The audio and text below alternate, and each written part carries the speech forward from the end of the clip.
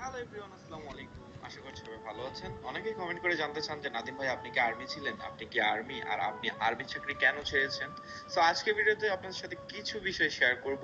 And কুমকুম আমার এই ইউনিফর্মটা পড়েছে কারণ আমার হচ্ছিল না, এন্ড ওর অনেক নাকি শখ হচ্ছে যে এটা পড়বে। এন্ড ঘরের মধ্যে থেকে সে এখন আসামিকে গ্রেফতার করবে, সেটা দেখুন। আর্মি চলে এসেছে। এই যে আর্মি দেখতে পাচ্ছেন, এই যে এখানে স্যার এখানে এখানে লুকিয়ে আছে স্যার। এই ওঠেন, এই ওঠেন। বাবা বসে কি এসেছে? আপনি কে? আমি শুনেছি আপনি নাকি বাসায় অবৈধ জিনিস নিয়ে এসেছেন। আপনাকে তো দেখে না। অনেক জ্বালায় আমাকে, অনেক অনেক বেশি জ্বালায়। ওকে বাজার নিয়ে যাবেন, আজকে নিয়ে যাবেন ওকে। কিসের নাটকে? কোন অ্যাক্টিং না, আমি নিয়ে আসছি। সেনাবাহিনী হতে আসছি। হতে হতে এসেছে? হ্যাঁ, দেখেছি। না, এখানে হওয়াটাও যায় না, আপনি চলে যান। আমি না শুনেছি এই আপনার অবৈধ জিনিস তোমাকে আছে। বাজার জন্য নিয়ে আসছি আমি। আমি আমি কিছু করিনি। আমি শুনেছি আপনার আম্বানিতে নাকি আপনাকে 5 টাকা দিবেন, আমি কিছু করিনি। ছি, আমি ঘুষ খাই না, বাংলাদেশ সেনাবাহিনীতে ঘুষ খাই না। এই বাংলাদেশ সেনাবাহিনী কি ঘুষ খায়? হ্যাঁ, না, ঘুষ খাই কত না। বড় সাহস! গরুর গোশত খাবো। আপনাকে আমি রিমান্ডে দিব। এটা বড় কথা বলছেন? না স্যার, ও আরো বেশি পেশে গেছে। ও বাংলাদেশ সেনাবাহিনীকে ঘুষ দিতে চাইছে। ওকে বাঁধেন। না, আমি তো দাঁড়ান। আমি অন্যায় করছেন। দাঁড়ান, হ্যান্ডকাপ কই? হ্যান্ডকাপ কই? রশি কই রশি? রশি একটু পরেই নিচ্ছি, তার আগে সোহাকে কিছু গিফট দিচ্ছি, সেগুলো দেখুন।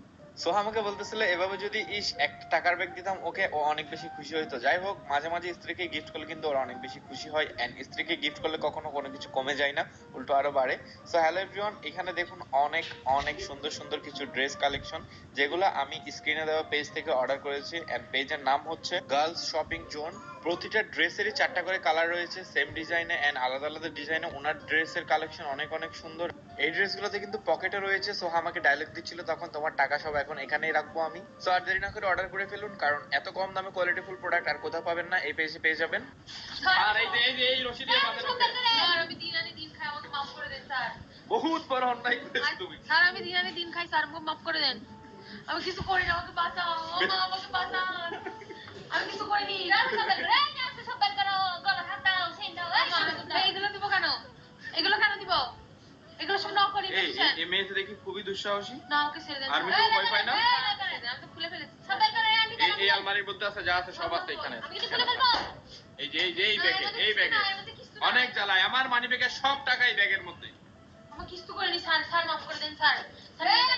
আমি স্যার বিল্ডিং বানাবো একটা স্যার। ননদ ভাবি মিলে চোর পুলিশের অ্যাক্টিং করতেছিল, আমরা হাসতেছিলাম, অনেক মজা লাগতেছিল ওদের এই কথাবার্তা শুনে। এরপরের কাণ্ডগুলো আরো বেশি মজার। আসো, আমাদের বাসার নতুন আর্মি দেখেন, কুমকুম আর্মিতে চাকরি পেয়েছে। ওয়াও, সেলুট দিচ্ছে। এটা কি? মিষ্টি খাও, মিষ্টি খাও। কুকু চাকরি পেয়েছে।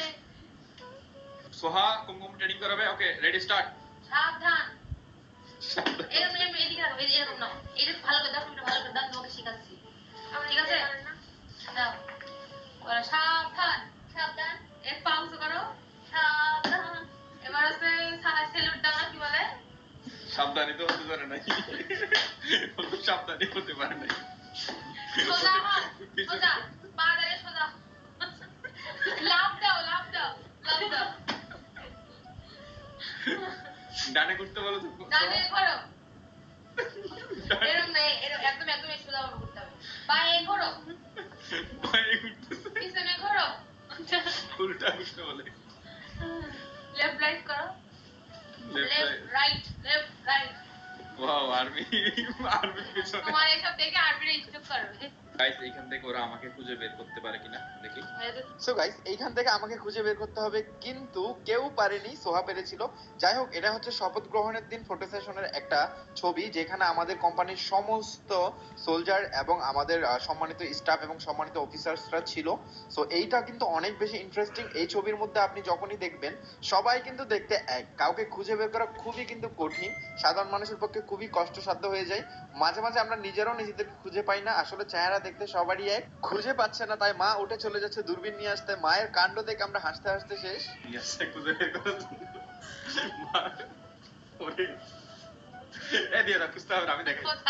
আরে না, ওরে আল্লাহ, দেখেন তোমার চেহারা এতই কালো বোঝাই যাচ্ছে। এইটা নিয়ে এত বেশি সিরিয়াস বলার বাইরে। মা আর কুমকুম তো ঝগড়াই লেগে গেছে, কাড়াকাড়ি করতেছে আমি বের করবো বলে। আমি তোর পিছনে দেখবো। কি একটা অবস্থা শুরু করে দিছে এরা মিলে। দেখো, এই দেখো, আমার স্বামীকে আমি খুঁজে বের করেছি। এই যে, এই যে। অবশেষে সোহাই আমাকে খুঁজে বের করলো। ওয়েট, আমি দেখাচ্ছি আপনাদেরকে ক্লিয়ারলি। এই যে গাইস, এইটা হচ্ছে আমি। আসলে দেখতে সবাইকে একই লাগে, ট্রেনিং এর পর আপনি বুঝতেই পারবেন না কে কোনটা। সো গাইস, কিছু বিষয় আমি আজকের এই ভিডিওতে বলতে চাই আমার আর্মি চাকরি নিয়ে। ফার্স্ট অফ অল, এই চাকরিটা আমি পেয়েছিলাম নিজের যোগ্যতায়, কারোর রেফারেন্সে না। তার প্রমাণ হচ্ছে ছোটবেলার কিছু বন্ধু আমার সাথে গিয়েছিল, ওরা নিজেই। মূলত এই চাকরিটা আমি ট্রেনিং আমল থেকে ছেড়ে দিচ্ছি, আমার ব্যাচমেট যারা ছিল তারাই জানে। চাকরিটা আমি ইচ্ছায় ছেড়ে এসেছি, আমাকে চাকরি থেকে বাদ দেওয়া হয় নাই, আর সেটাও আমার ব্যাচমেটরা ভালো জানে। এন্ড আমি জানি অনেকে আমার ব্লগ দেখে, এদের মধ্যে আপনারা অবশ্যই কিছু কমেন্ট করে যাবেন আমার আর্মি লাইফ সম্পর্কে যারা জানতে চাই তাদের উদ্দেশ্যে। ট্রেনিং আমলে আমি যখন চাকরিটা ছাড়তে চেয়েছিলাম তখন আমার বাবা গিয়েছিল, ট্রেনিং প্রায় তখন 6 মাস শেষ হয়েছিল।